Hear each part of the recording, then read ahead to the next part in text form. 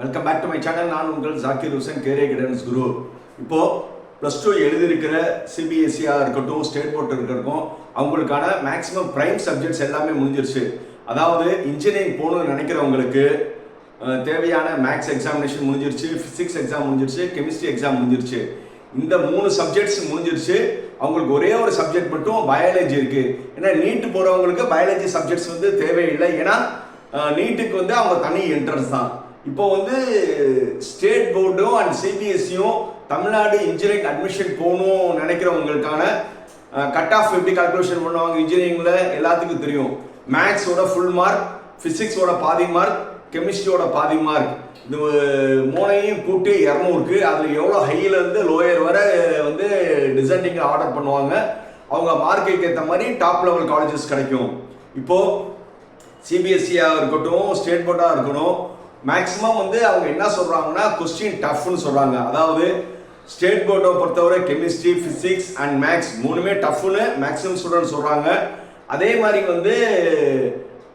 CBSE காரவங்களும் ஒரு 2 subject easy, ஒரு சப்ஜெக்ட் டஃப்னு சொல்றாங்க. ஓவரால் ஸ்டூடெண்ட்ஸ் மேக்ஸிமம் ஸ்டூடெண்ட் நம்ம கேட்ட வர கொஸ்டின் கொஞ்சம் டஃப்னு சொல்றாங்க. பட் இப்போ அவங்களுக்கு எல்லாத்துக்கும் என்ன ஸ்டூடெண்ட்ஸ்க்கும் அண்ட் பேரண்ட்ஸ்க்கு டவுட் என்னன்னா, இப்போ தமிழ்நாடு இன்ஜினியரிங் அட்மிஷன்ல கட் ஆஃப் கூடுமா குறையுமான்னு ஒரு டவுட் இருக்கு. கட் ஆஃப் கூடுமா குறையுமான்னு நம்ம வீடியோக்குள்ள போய் பார்ப்போம்.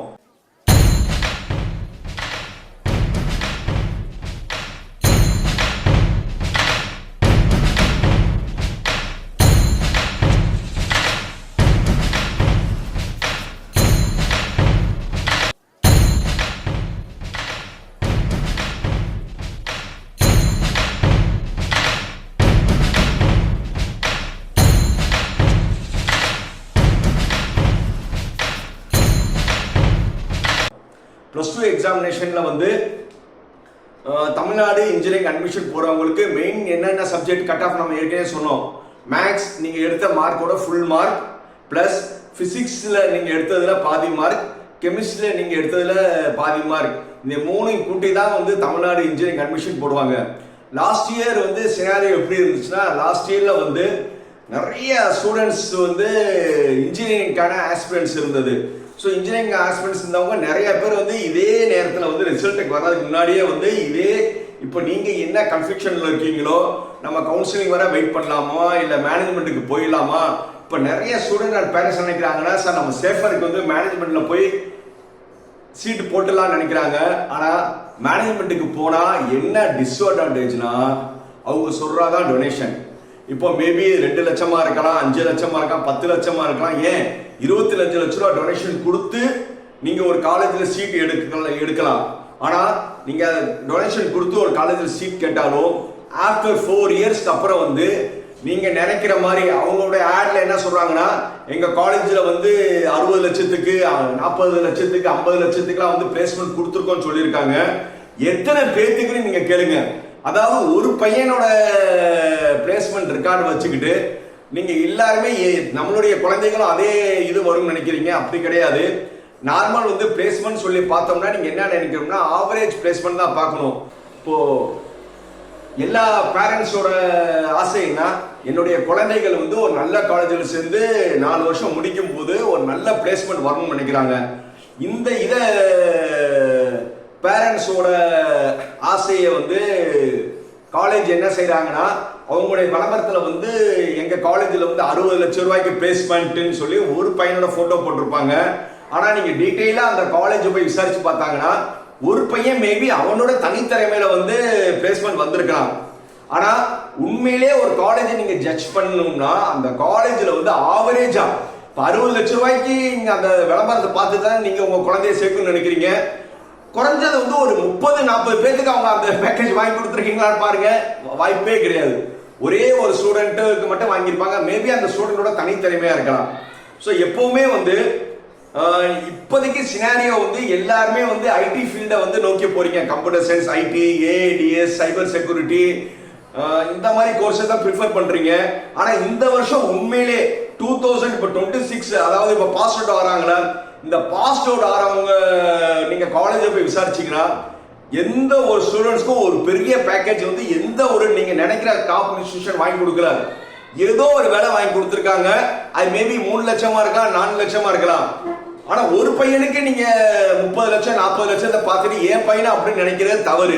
ஏன்னா இப்ப ஐடி ஃபீல்டு வந்து எல்லாருமே வந்து போக போக நீங்க இன்னும் இப்போ நீங்க சேர்ந்தீங்கன்னா 4 வருஷம் கழிச்சு தானே உங்க பையனோட பிளேஸ்மெண்ட் வரும். அப்போ வந்து அந்த அளவுக்கு வந்து பிளேஸ்மெண்ட் ஆப்பர்ச்சுனிட்டி இருக்குமா? வாய்ப்பு ரொம்ப கம்மி. ஏன்னா இப்ப இருக்கிற காம்படிஷன்ல வந்து இப்போ கம்பெனிகள் வந்து எதுவுமே வந்து நீங்க வந்து எந்த காலேஜ்ல சேர்ந்தேன்னு முக்கியம் இல்ல, நீங்க எந்த அளவுக்கு ஸ்கில்ல இருக்கீங்க, அந்த இன்டர்வியூ பேனல்ல நீங்க எப்படி சக்சஸ் பண்றீங்க அதை பொறுத்து தான் உங்களுக்கு பிளேஸ்மெண்ட் இருக்கும். ஸோ அதனால வந்து நீங்க டொனேஷன் ஹை லெவல் டொனேஷன் கொடுத்து ஒரு காலேஜ்ல சேர்க்கறதுக்கு பதில் ஒரு அப்பர் ரொம்ப லோயர் காலேஜ் சேர வேணா, கொஞ்சம் ஒரு மீடியம் லெவல்ல காலேஜ் சேர்ந்துட்டு அந்த நீங்க டொனேஷன் கொடுக்கணும்னு நினைக்கிற காசுக்கு வந்து உங்களுடைய குழந்தைகளுக்கு வந்து இன்பில்டா வந்து நீங்க வந்து சாஃப்ட் ஸ்கில் வந்து நிறைய சொல்லி கொடுங்க. ஏன்னா நீங்க இன்டர்வியூ பொறுத்தவரை வந்து நீங்க எந்த காலேஜ் படிச்சது முக்கியம் இல்ல, நீங்க வந்து எந்த அளவுக்கு ஸ்கில் வளர்த்துருக்கீங்க. ஏன்னா இப்ப நீங்க ஒவ்வொரு செமஸ்டர்லயும் ஒவ்வொரு சாஃப்ட் ஸ்கில் நீங்க படிச்சீங்கன்னா ஒரு 10,000 15,000 ரூபாய்க்கு நிறைய கோர்சஸ் படிக்கலாம். அதிகபட்சம் நீங்க ஒரு 8 செமஸ்டர்ல பார்த்தாலும் 1 லேக்குள்ளேயே வந்து நீங்க ஹை லெவல் வந்து உங்களுடைய சாஃப்ட் ஸ்கில் உங்க குழந்தைகளுக்கு கொடுக்கலாம்.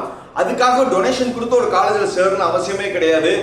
எப்பவுமே நல்லா தெரிஞ்சுக்கோங்க, முடிஞ்ச வரை வந்து கவுன்சிலிங்ல வர பாருங்க. ஏன்னா கவுன்சிலிங்ல வந்தீங்கன்னா கவர்மெண்ட் நிர்ணயிக்கிற ஃபீஸ் ரொம்ப வந்து டொனேஷன் இருக்காது. மெயினா யார் யார் வந்து கவுன்சிலிங்ல வெயிட் பண்ணோம்னா, சார் நான் முதல் பட்டதாரியா இருக்கேன், கவர்மெண்டோட போஸ்ட் மெட்ரிக் ஸ்காலர்ஷிப், அதாவது SC/ST ஸ்டூடெண்ட்ஸ் வந்து கவர்மெண்ட்ல ஸ்காலர்ஷிப் வாங்கணும்னு நினைக்கிறோம். ஸோ இந்த மாதிரி முதல் பட்டாதாரி, இந்த மாதிரி யார் யார் வந்து ஸ்காலர்ஷிப் வாங்கணும்னு நினைக்கிறவங்களோ அவங்க வந்து நீங்க கவுன்சிலிங்காக வெயிட் பண்ணுங்க. அட் சேம் டைம் வந்து இல்ல சார் நான் செகண்ட் கிராஜுவேட் தான், எனக்கு வந்து மணி ஒரு இம்பார்ட்டன்ஸ் கிடையாது, என்கிட்ட காசு இருக்கு, நான் என்ன செய்யணும்னு தெரியல, என்னுடைய நான் சம்பாதிச்ச காசு என் குழந்தைக்கு தான் நான் பண்ணணும்னு நினைச்சீங்கன்னா நீங்க முடிஞ்ச வரை டொனேஷன் பெரிய காலேஜ்லயே வந்து டொனேஷன் இல்லாம சேர்றதுக்கு முயற்சி பண்ணுங்க. அதுக்கப்புறம் வந்து நான் டொனேஷன் கொடுத்து தான் என் பையனை இந்த காலேஜ் தான் சேர்ப்பேன், நான் ஒத்த கால எப்படி ஒத்த காலில் நின்றீங்கன்னா அது வந்து உங்களுடைய விருப்பம். நான் வந்து எப்பவுமே வந்து நீங்க டொனேஷன் கொடுத்து ஒரு காலேஜ் சேர்றதை நான் எப்பவுமே சஜஸ்ட் பண்ண மாட்டேன். முடிஞ்ச வரை உங்க பையன் மேல நம்பிக்கை வைங்க, உங்க பையன் எடுக்க போற மார்க்க நம்பிக்கை வச்சு டொனேஷன் இல்லாம வந்து ஒரு காலேஜ்ல வந்து எந்த குரூப் கிடைச்சாலும் சேருங்க. ஏன்னா இப்ப காலேஜை பொறுத்தவரை வந்து நீங்க குரூப் முக்கியம் கிடையாது, காலேஜ் தான் முக்கியம்.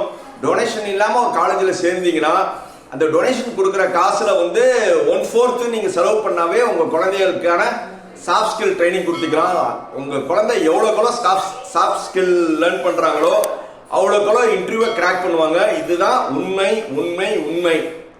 இந்த வீடியோ பிடிச்சிருந்தா என்ன செய்யணும்? Like, comment, share, subscribe. உங்களுடைய ஃப்ரெண்ட்ஸ் அவங்க ரிலேட்டிவ்ஸ்க்கு எல்லாத்துக்கும் ஷேர் பண்ணுங்க.